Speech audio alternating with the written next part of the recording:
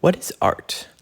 Art is something science can't give you, for art is always associated with music and painting or putting on a pedestal or a wall, seen in a museum, arts and crafts. In contemporary thought, art is most readily associated with beauty.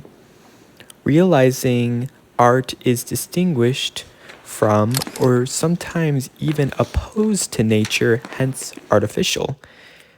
Surprisingly, art's historical connection with utility and knowledge are probably more intimate and pervasive. You don't think of art as healing, teaching, mathematics, but yes, and more. This plant is called a mother-in-law's tongue, and a great transplant of this plant is owned by my grandparents. So the plant that grandparent painted in this picture, called the woman with the plant, is there's a great transplant of that my grandparents have. Art is both in the artist and in the work of art, in one as cause, in the other as effect. The effect upon our day-to-day life saturated.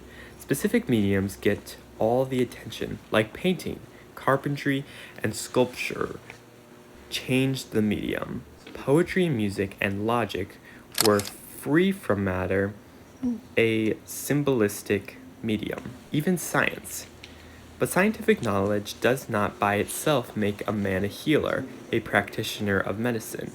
The practice of medicine requires, in addition to science, art, based on science, but going beyond science to formulate general rules for the guidance and practice of practical arts, the general rule that reality behaves. For Kant put it, by right, its only production through freedom, i.e., through an act of will that places as reason as the basis of its action, should be termed art.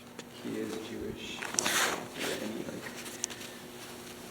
the silhouettes and representation of apartheid in his country of South Africa. It's called dry edging. What he's doing right here.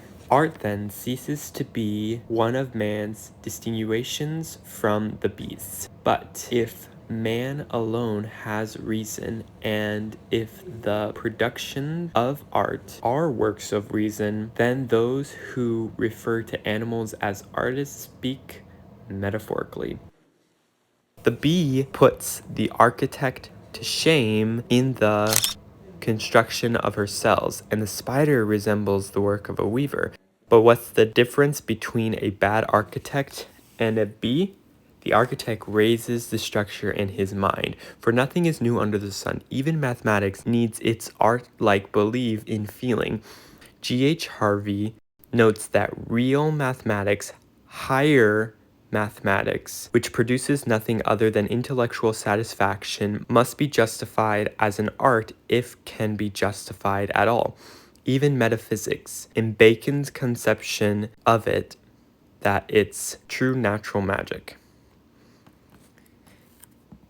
In this clip, this scene is out of my Utilizing Hunger for the Encouragement of Prayer, which you should watch. You who wants a prayer, to you all people will come. I get a legitimate inspiration, artistic inspiration from the Psalms. Maybe even take it down to its fundamental language. There's actually literal artistic value that you can get out of it, viewing it from not just a religious or purity aspect. I like them that way. According to Tolstoy, the artist serves primarily as a medium of spiritual communication, helping to create the ties of human brotherhood.